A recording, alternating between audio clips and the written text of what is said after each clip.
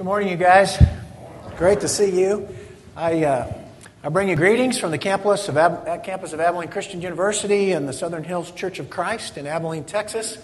And I come to you by the way of Detroit, Michigan. It's where I was born and raised, and then Searcy, Arkansas, and then Oklahoma, and then Denver, and then Phoenix, and now Abilene, Texas. And it's been a great walk, and I'm just so excited to be here with you this morning. I told some of the guys, those of you that purchased my book, if after this session you're not very impressed, you can go. I'll give you your money back. There's a 100% guarantee on that. But I was thinking about Doug, and I thank you, Gil, for extending invitation for me to come. A year ago today, it was all iced over in Abilene, and I thought, well, maybe I could come. I'm sure it would have taken me 10 to 15 hours to get here. It was we just couldn't get out of the city. So I'm thankful to be here today. God's alive.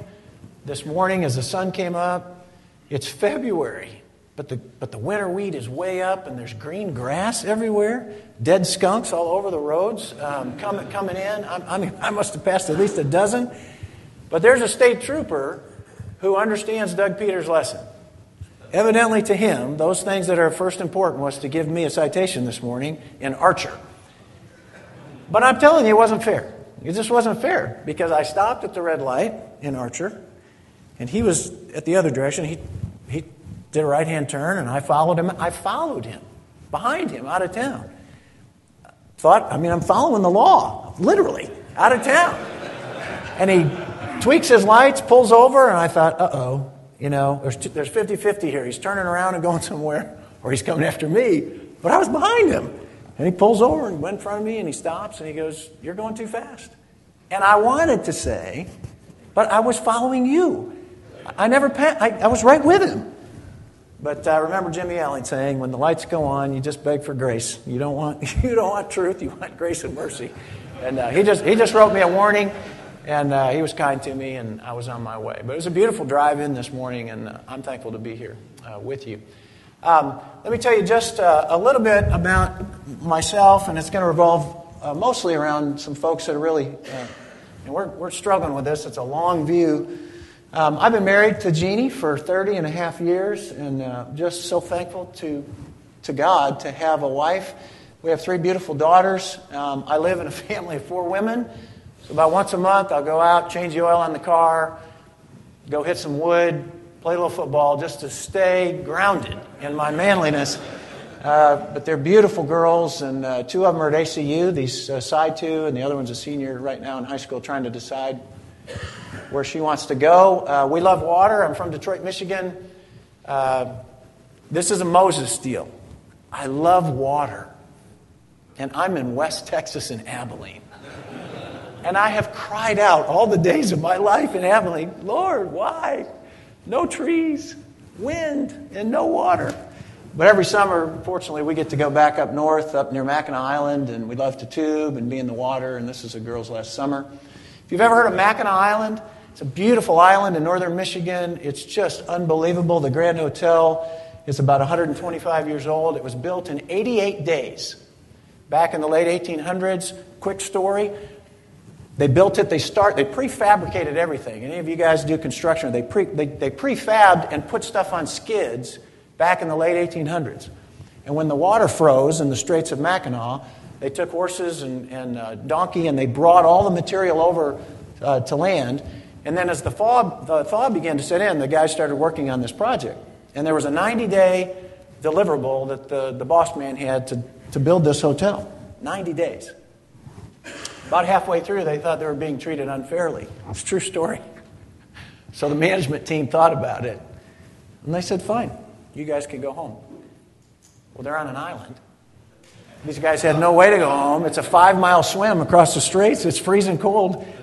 And after about a week of a sit-out labor union bus, they decided, well, we'll go ahead and finish the hotel. But it's a beautiful place. Somewhere in time was filled on that island. It's my favorite lighthouse in the world.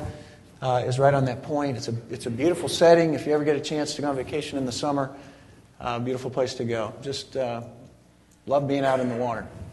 But what I want to talk to you today, following Doug's lesson about priorities, I want to talk to you about leadership.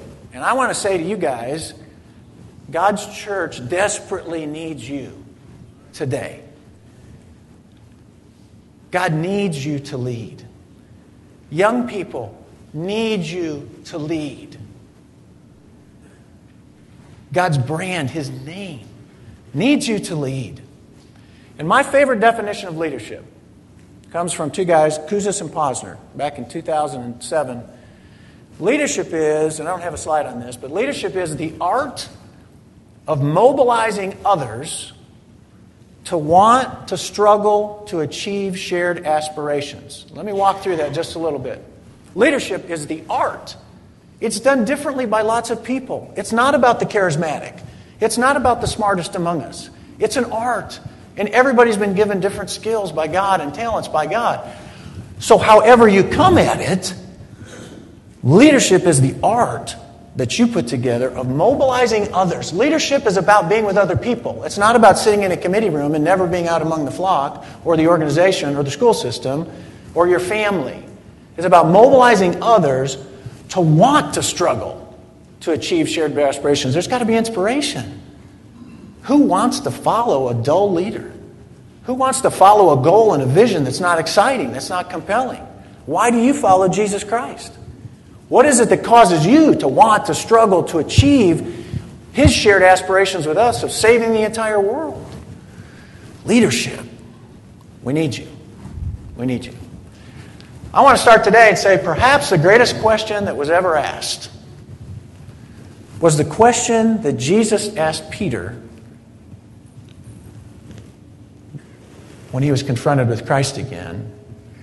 And Peter went through and he said, Jesus was saying, who do you say I am? And he said, some say you're John the Baptist, some say you're Elijah, some say you're one of the prophets. He turns to Peter and he says, who do you say I am? And I kind of think it's a double entendre. There's two meanings here. One was, Peter, am I John the Baptist? Am I Elijah? Am I one of the prophets? Who do you say that I am? Articulate who I am vocally. And Peter says, thou art the Christ, the Son of the living God. But I think the double entendre kicks in. Peter, who do you say I am? By your life, by your words, by your leadership. When people encounter you, Peter, who do they say I am? When you meet my children that were showing up on the board, when you get to know my children, who do they say I am as their dad? When people encounter you, who do they say Jesus is? I think it's one of the greatest questions ever asked. Who do people say I am? Who do you, by the way you live your life, say I am? Matthew 16:16. I'm a business professor. Okay? Everybody comes at life. We're all limited. We all only know what we know. But several years ago, I began to think about the power of the name of Jesus. And I began to think about my specialty area. My focus for the last 20 years has been about brands. It's been about strategy. It's been about the power of the brand. And that's so important to me as a business person because people make choices based on brands. Okay? And you can see a lot of great brands up here. You should be able to identify a lot of these brands that are here. But brands have distinct sets of promises. Brands don't want to be ordinary. They want to abandon the ordinary, and they want people to know the distinct markings of their product or their service. And years ago on the prairies of America, the brand was a distinctive mark for the rancher to set aside his cattle from all other cattle on the prairies. It's serious business to the rancher. And if you go to the museums today, the rancher museums, you'll see that even barbed wires, as you know, you guys live out here, have brands. They're special brands. They're brand books that states publish so that we know who belongs to whom. And I would submit to you this morning that in a spiritual sense, it's serious business to God too, for Him to mark you and to mark us and to identify us. Some of His early markings were the law, circumcision, victories, land, promised land. And then He became flesh and He dwelt among us so that we might see Him. And He now indwells us. And His mark is to be upon us so that others can tell whom we belong to. that when they see us, who do we say He is? We're marked by His Holy Spirit and sealed for eternity.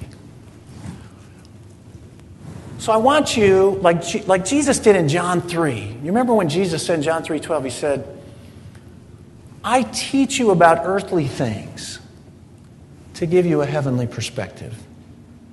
And I want you to go with me a little bit on this, if you will. I want to share with you in this morning's session 7 brand truths and then 4 P's that I call in the book that you can use to alter, to manipulate, not manipulate, it's a bad word, but to add value to your leadership style in your homes, in your families, in your churches. So I want you to be thinking this morning about your own leadership brand, you as an individual. I want you to be thinking about your churches, your families, your communities, and indeed, if I can, the global marketplace. What does that look like? Brand number 1, it's just a truth. It's true in life, physically, and it's true spiritually, I believe. Let me read for you Haggai. The concept here, number 1, brand truth number 1, is generic is powerless. The world needs no more ordinary. It's got plenty of ordinary families, plenty of ordinary churches, plenty of ordinary businesses, plenty of ordinary governments. The world needs no more generic. And the prophet in Haggai 1 verse 2 says it this way. This is what the Lord Almighty says. These people say, the time has not yet come for the Lord's house to be built. Then the word of the Lord came through the prophet Haggai. Is it a time for you yourselves to be living in your paneled houses while this house remains a ruin? Now this is what the Lord Almighty says.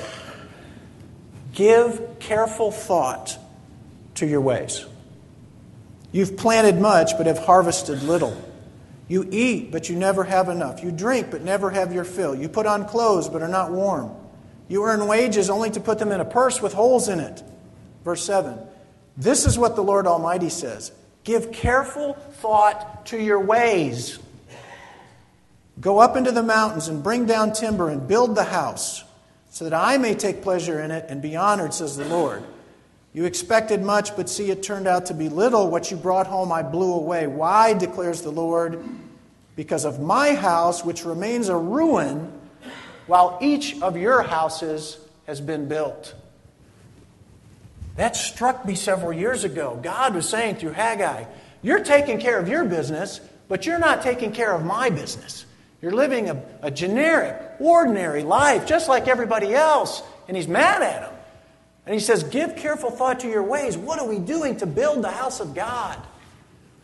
Al Boise was a gentleman back in the 1970s. He worked for Albertsons. And if you remember back to another recession years ago, many years ago, 40 years ago in the 70s, Al Boise came up with the idea of generic products. Anybody remember that? The black and white products that showed up on the grocery store shelves? It would just be black and white. All the wrapping was the same. Matches, milk, gasoline. Well, they don't sell gasoline well, I hope they don't, in grocery stores. But remember, everything was generic. What was the criteria on which we bought those products? It was price. Why aren't they on the store shelves anymore today? Because that which is generic has no lasting power and no value to motivate people to greatness. Nobody wants a generic product. Nobody wants a generic church. Nobody wants a generic family. Good is the enemy of great, as Jim Collins says. Generic abounds, it's easier. Did you ever notice it's harder to go uphill than it is to go down? Excellence is difficult. All market share leaders, work at it. Lay's, Dell, Apple. The world doesn't need generic anything. It has no power. And if our churches are generic, and if our lives are generic, we have no power to motivate people to greatness. Number 2, His brand is not built on ordinary. In fact, Bill Banowski said years ago, it's a sin to be ordinary. To be evil is to trivialize your life and make ordinary that which God created. That was from Jim McGuigan, who passed away a little while ago. Let me say it again. To be evil is to trivialize your life and make ordinary that which God created. It is to prostitute great potential for nothing. Moses in Exodus 33, one of my favorite stories of a leader. But in 16, this is after the plagues, this is after the miracles, this is after the Red Sea. Moses comes to God in Exodus 33:16, and he says to God, he cries out to God as a leader, God, what will make me distinctive among all the peoples on the face of the earth? Listen, this is Moses, Charlton Heston. What will make me distinctive? Moses, why do you need to be distinctive? Among all the peoples on the face of the earth. What's different about us? What's different about your people? God, help me. And he cries out to the Lord. And God says to Moses, because you have found favor with me. There's a key phrase. My prayers have changed in the last 5 years to include this phrase often. God, would you please find favor with me and my house? Because I need your favor. And God says, because I have found favor with you, come, I will show you my glory. I'll show you the brand. I'll show you where the power is. I'll show you what my name's all about. And he hideth my soul in the cleft of the rock. And Moses sees his compassion, his faithfulness, his forgiveness, all the traits of the brand of God, if you will. Pursuit of excellence, to me, is the pursuit of Jesus Christ. It's a sin to be ordinary. Jesus was not ordinary, nor should we be. Number 3, great brands are managed well. 1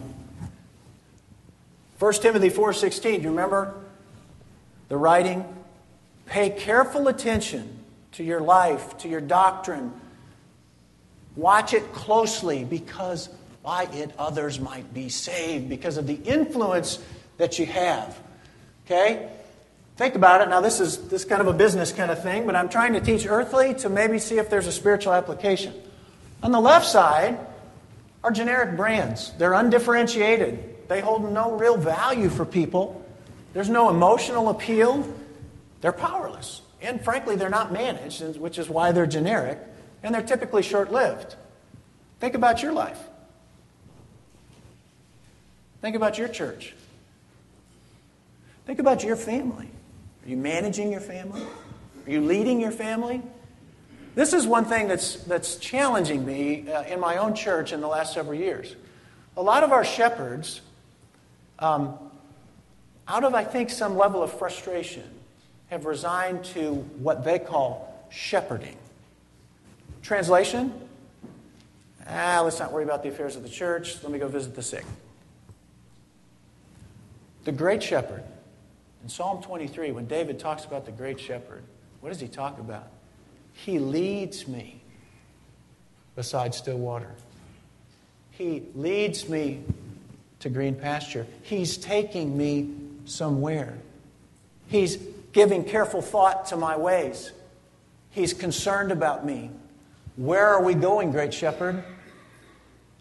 Great brands are managed very well, and they have a distinct set of promises. When you go to Disneyland or Disney World, you know what you're going to encounter. So let's just do a little, after the phone goes off. How would you describe the Disney brand when you think about their theme parks? What comes to mind? Just shout it out. Okay, Mickey Mouse. What else? Fun. The castle. Music, family. Expensive. They deliver on that one for sure. Nice service, great friendly folks. Great shows. Okay. Do you think the Disney brand, do you think the CEO of Disney is worried about the value of his brand? Even the NFL, you guys. Even the NFL. When they've got a star quarterback who's cockfighting on the weekends, even the NFL says, that's not our brand. That's not representative of our brand. That's not our promise. We have a set of promises that we think, and spiritually, you guys, God's given us those promises. Great brands, and I'm to your families, to the church, to your businesses. We want to be highly valuable. We want to connect with people. We want to be influential in our communities. We need to be managed well because we want to be enduring and successful for the Lord our God. 4. Great brands are born of great passion and hard work. Terry Pope, Associate Dean at ACU with me, is 70 years old this month. He's run the Boston Marathon, he's run the New York City Marathon, and many other unnamed generic marathons. About 3 years ago, he was sitting in the office when he was Associate Dean, and we were getting ready to go to chapel. We have daily chapel at ACU. He had his workout bag over his shoulder, and most of the time I did at that time. But that day I was feeling a little feisty, and I got a couple of guys together, and I said, "Hey, Terry, let's not work out after chapel. Let's just go to chapel, and let's just go out to eat and have a nice lunch." And in his dry wit, he looked at all three of us, and he goes, "Fellas," he said, "great athletes work out. What you need to decide is if you want to be a great athlete." And then he turned and he walked his way to chapel. And I thought, I hate it when he does that. But isn't it true? So you need to decide what you want to be. Malcolm Gladwell wrote in a book a couple of years ago, the book's called Outliers. Gladwell studied all these anomalies, these people that have reached greatness. And he comes to the conclusion with many other researchers, it's not about innate giftedness. It's not about the way you look. It's not about all the gifts you had when you were born. It's not about wealth in your family. It's not about any of that. Those help sometimes. But Gladwell said there's a 10,000-hour rule. He looked at the Beatles. He looked at Bill Gates. He looked at Bill Love, the Unix guy, Bill Joy, the Unix guy. And he said there's 10,000 hours of sweat and blood and work that goes into making someone great. Look, followed Tiger Woods. This is before his transgression and all the junk that comes with sin. So I thought, well, this is really, really fascinating. At the same time, I'm reading a book by George Barna called Revolutionary Parenting. And Barna starts looking at the characteristics of people and parents and how those guys that can raise spiritual champions. And he comes to the conclusion that revolutionary parents spend about 1.5 to 2 hours a day with their children. The U.S. average is 10 minutes. 10 minutes versus an hour and a half. And I think in your own lives how busy you are. An hour and a half is a lot of time in a day. So because I'm a business guy, 10,000 hour rule. So I divided out. This is so cool. Look at this. So I divided 10,000 hours by 18 years, which we'll say is the launching point. That's 555 hours per year. I divided 555 by 52 weeks in a year, which is 10.68 hours per week. And then I divided 10.68 hours by 7 days, and it equals 1.5 hours. The 10,000 hour rule. It takes a lot of work to be great. It takes a lot of work to be a great husband, to be a great church. But I think the beginning point of greatness is the realization that it's possible and that it's achievable and that it's something that we should do. Brand truth number 5. The other truth is have an extension cord long enough to reach. There it is. Oops. I think it's fair to say this. I'm not saying that God's not working and He's not alive, because He is. He's all over the place. But if you will go with me, generally speaking, I think the American brand of Jesus has less value today in our nation than it did even 10 years ago. And I'll base most of my stuff on George Barna. Listen to this from his latest research. This is interviewing thousands and thousands of Christian high school students. These are marked people. These are branded people. Only 1/3 believe the Bible is accurate. Just 1/3 of our Christian high school students. Only 19% feel responsible to share their faith. Only 46% say faith is important. Only 28% believe Satan is real. 80% believe all people can work their way to heaven. And 56% of them believe Jesus sinned while He was on earth. Only 58% believe God is all-knowing. And just 1/3 believe He's going to return to life, or that He did return to life after His death.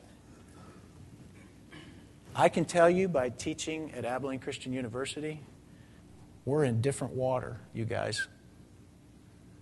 I came off the Mountain of Leadership Summit, our 14th year, a short course we do in Colorado, just several weeks ago. Here's what I deal with, and I know you guys do as elders, but this is what we're living with our college kids. We're coming to Christian University. Young boy stood up from Lubbock. We had Jim Daly, president of Focus on the Family, was our guest speaker, and his top researcher. We're talking about family and how the trends in the United States. And he stands up.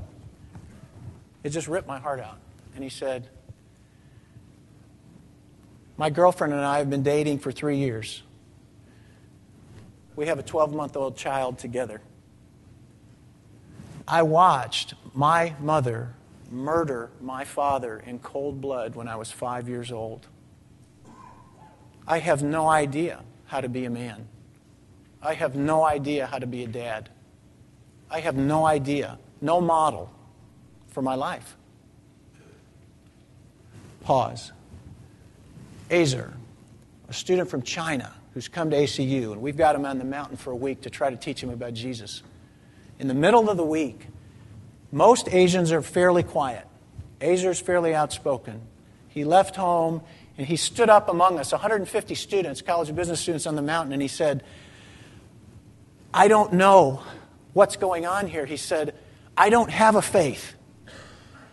I have no GPS. Those were his words. I have no GPS. My culture has no GPS.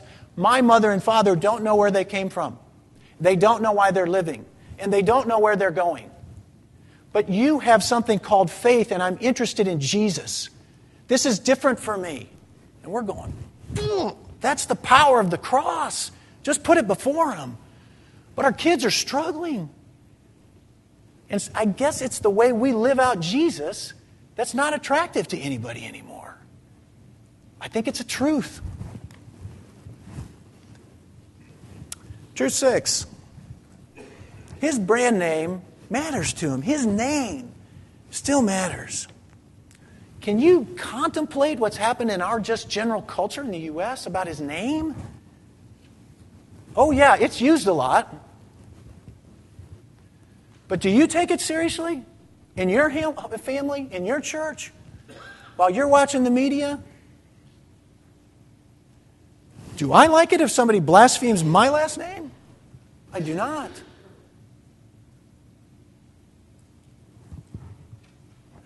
Oh my. To Abraham in Genesis 12, he said, I'll make you into a great nation. I will make your name great. To Moses, out of all the nations, you'll be my treasured possession. I'll make you into a great nation. Exodus 19:6. To David, I love this. I will make your name like the names of the greatest men of the earth. 1 Chronicles 17:8. And about Jesus, pay attention to him. Exodus 23, talking about Jesus. Since my name is in him. Matthew 6:9, Sermon on the Mount. Jesus first sort of, right? It's his first sermon. Matthew 6:9, holy is thy name. Acts 4:12, there's no other name under heaven by which men must be saved. And I love Philippians, not in a haughty way, but in a praise be to God way. That one day, at the name of Jesus, every knee shall bow in heaven and on earth and under the earth, and every tongue confess that Jesus Christ is Lord to the glory of God the Father. He's concerned about his name. Are we?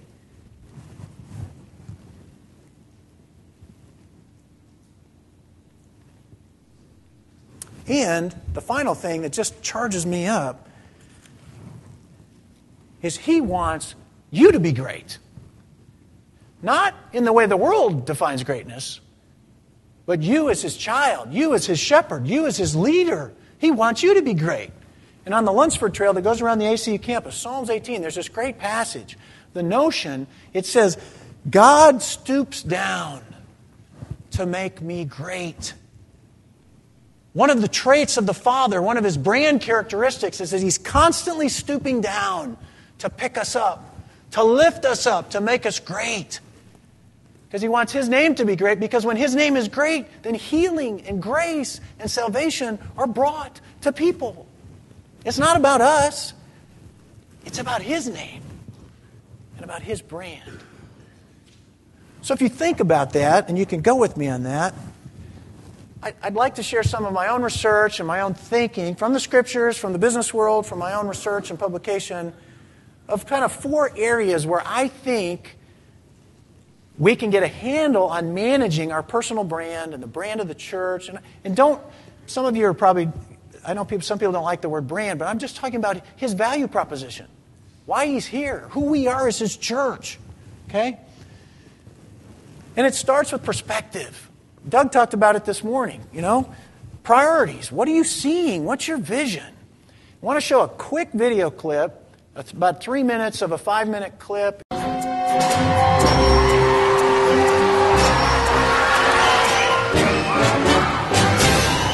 Hi, what's your name, darling? My name is Susan Boyle. Okay, Susan, where are you from? I am from Blackburn near Bathgate, West Lothian. It's a big town. It's a sort of collection of villages. Had to think there. And how old are you, Susan? I am 47. And that's just one side of me.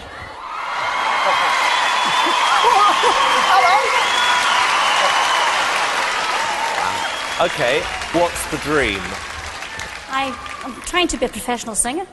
And why hasn't it worked out so far, Susan? I've never been given the chance before, but here's hoping it'll change. Okay, and who would you like to be as successful as? Elaine Page. Elaine Page. Like what are you going to sing tonight? I'm going to sing I Dreamed a Dream from the Miserables. Okay. Big song. Yeah? Yes.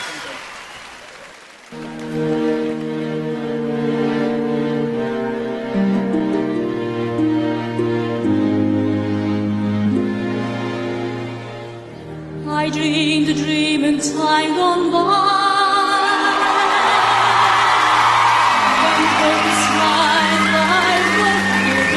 You didn't expect that, did you? Did you? No. I dreamed that love would never die. I dreamed that God would be forgiven. I was young and unafraid. When dreams are made and used and wasted.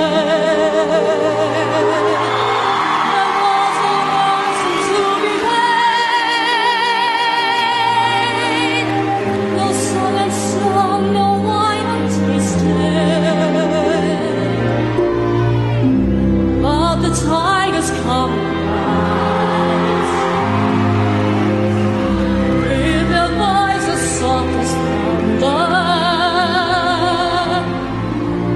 as they tear your hopes apart, as they turn your dreams to shame.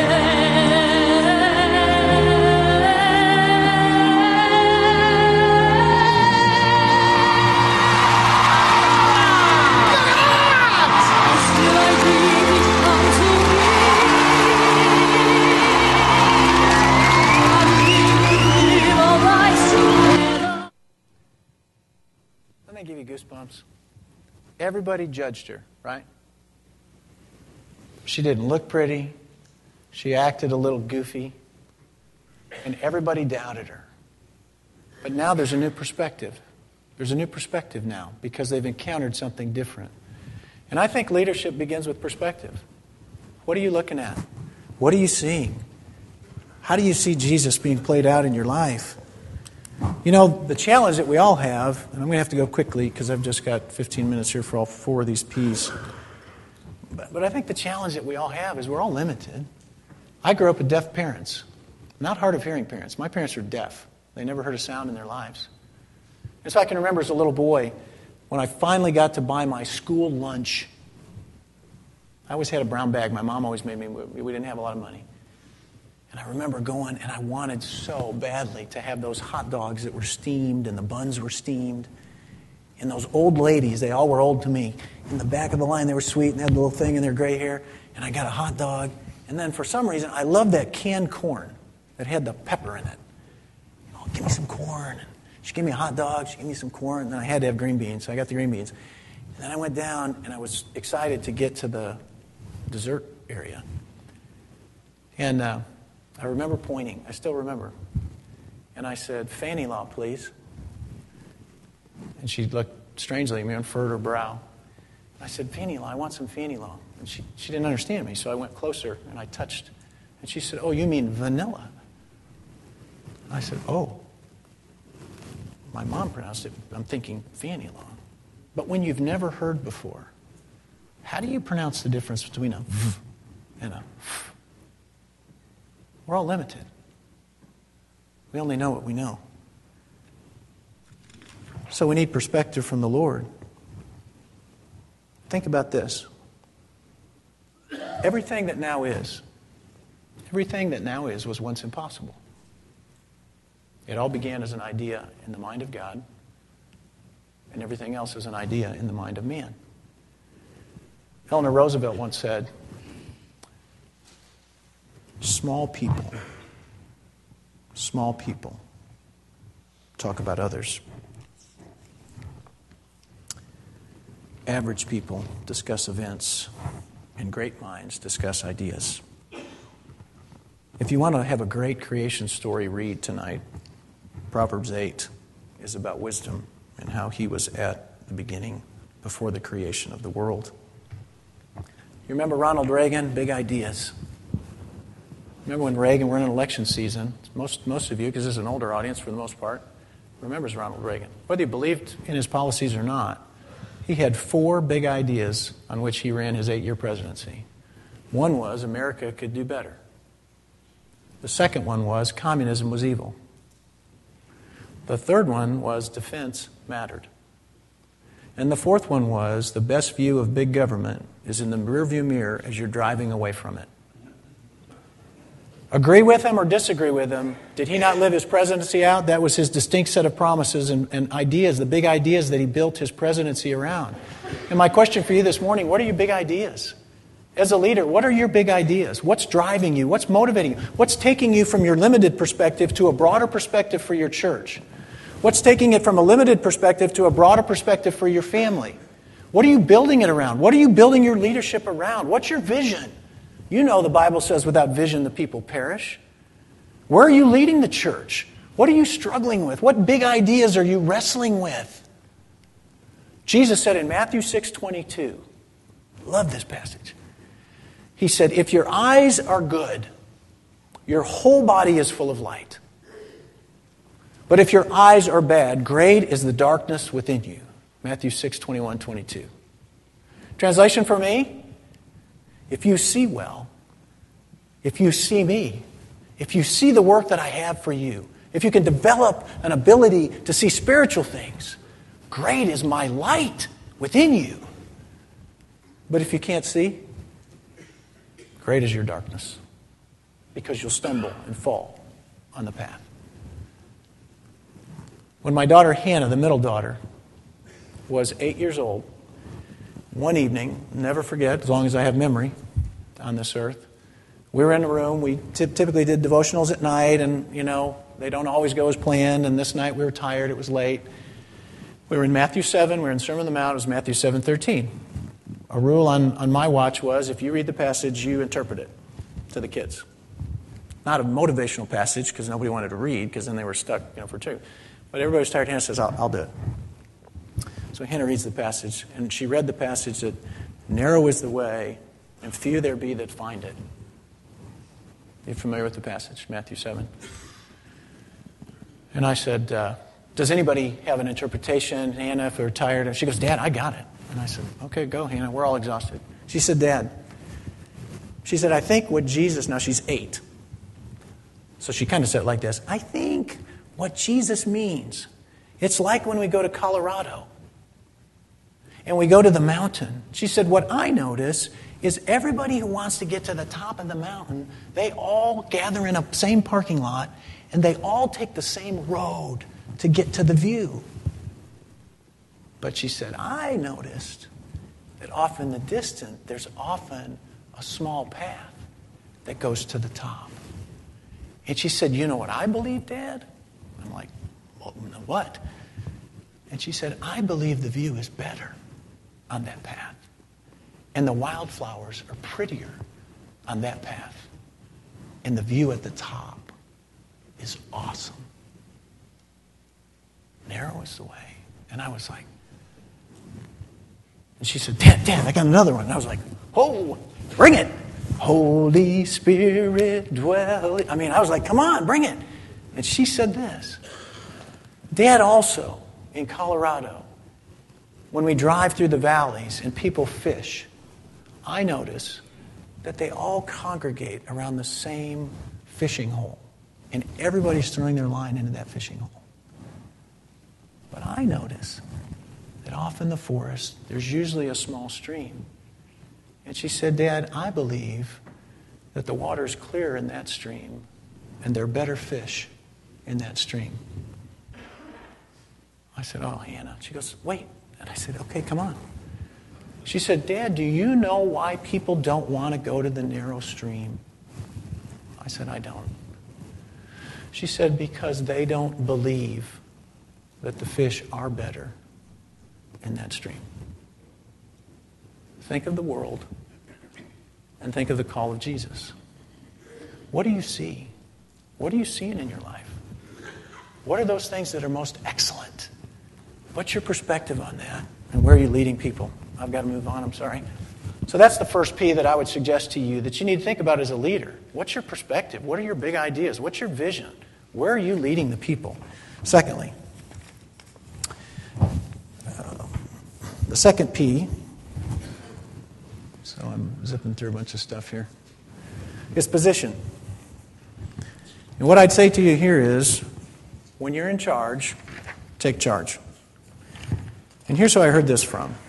There's a gentleman named General Wayne Downing. He was a 5-star general, and I had the privilege of studying with him back in 2005 at the University of Michigan, doing some postdoc stuff. And I just was intrigued by this guy all week long. He was teaching us about leadership, and I got to have lunch with him. So, the cafeteria, I sat my tray down to Dr. Downing, or General Downing, and I said, General, let me tell you this too, who this guy was. He, at his peak in his career, he was over all the special ops troops in the world for the United States. And when he went into retirement and we had 911, George W. called him back to help him get a handle on what was going on. This is the caliber of guy this is. And I said, if you could tell me one thing about leadership, what would you say to me today at lunch? And he said, when in charge, take charge. End of quote. He said the biggest abuse of power is when people are given a position and they don't use it for the intended reason that the position was given. How about a no-show dad?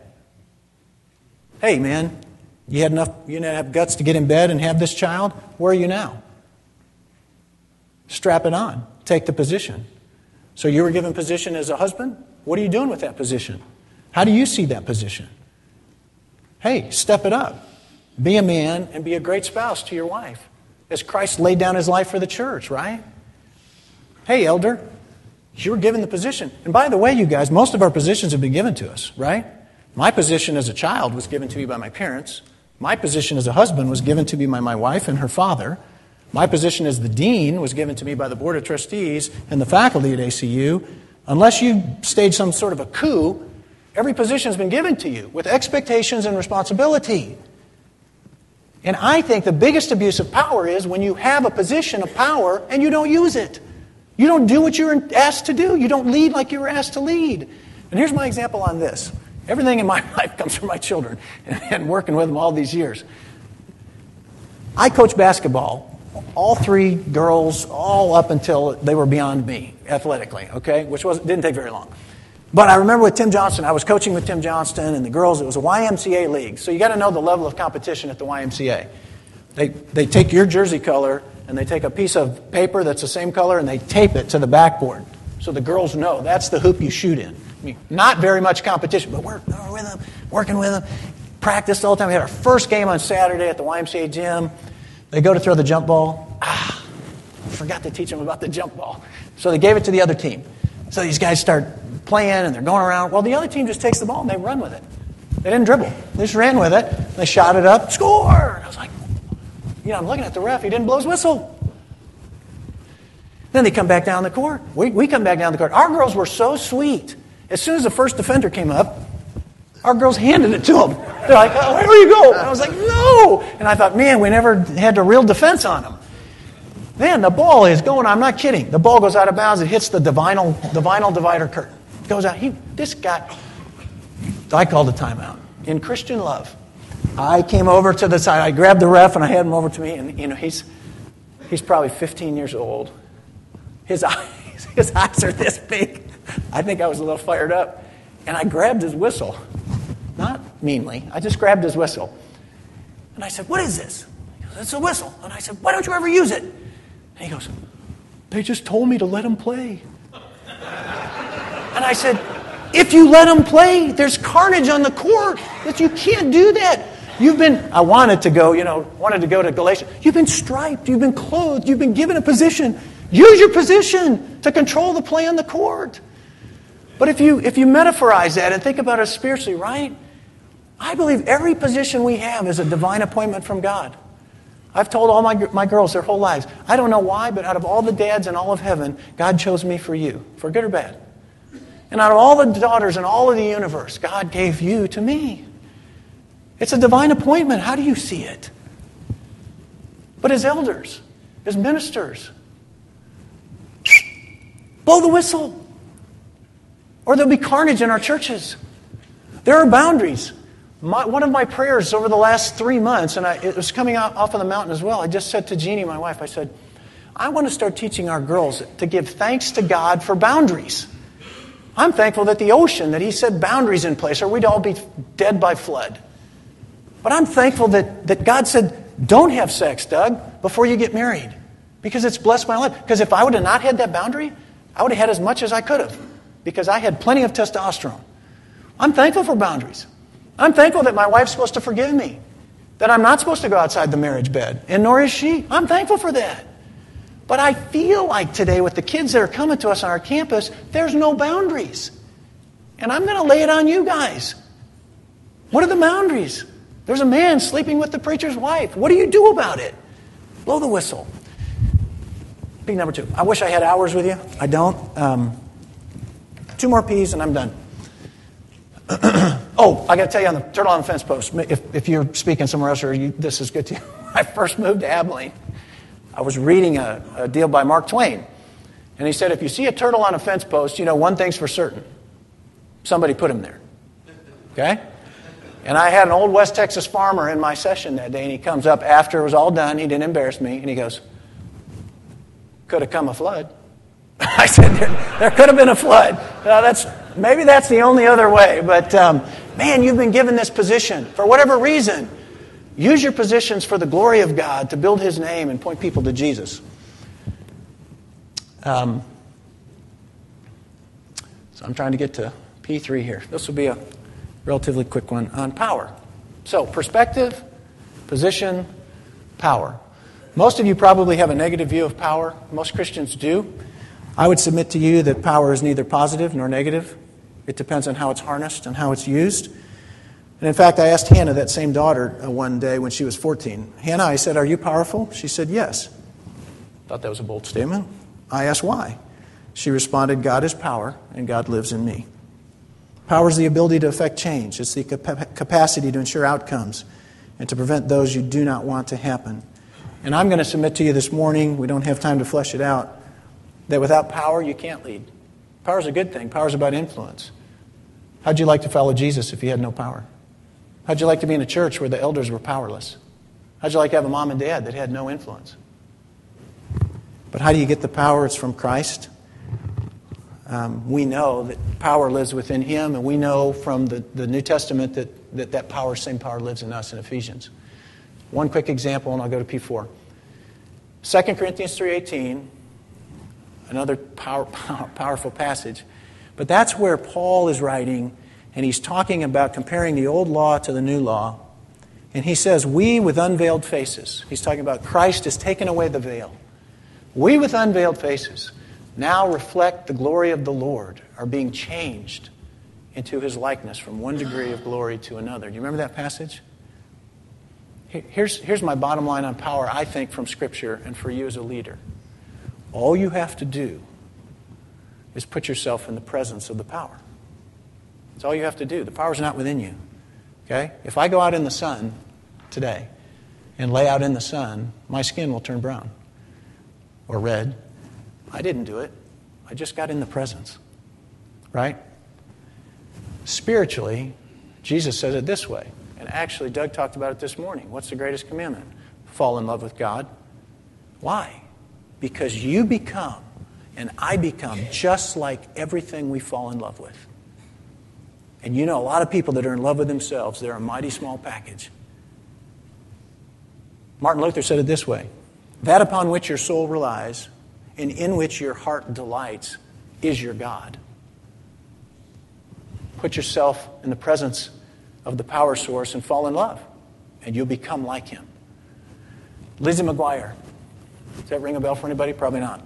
If you have little girls and you raised them 10 years ago, Lizzie McGuire was a Disney character on Saturday. She was just a girl in a family and blah, blah, blah. Well, here's what started happening to my youngest daughter, Michelle. She fell in love with Lizzie McGuire. Well, she didn't have a strategy. She didn't have a blueprint. She didn't have a plan to sit down and become like Lizzie McGuire. But you know what? Over time, she became just like Lizzie McGuire. She started wearing the same clothes as Lizzie McGuire. She started talking like Lizzie McGuire. Whatever. And I was like, where did that come from? Whatever. I was like, Dad, I said, you sound like Lizzie McGuire. I do not. Yes, you do. You never said whatever before, right? She just was transformed by that which she fell in love with. When I was a young boy, I loved motocross, motorcycle riding. I didn't set out to but you know what? Over time, poster on the wall, jersey, helmet, gloves. Couldn't afford the leather pants. They were sort of rubbery vinyl. I was transformed. That's why I think the greatest commandment is to love God with everything you got, because then you get to become like Him. And that's where the real power is. Last one.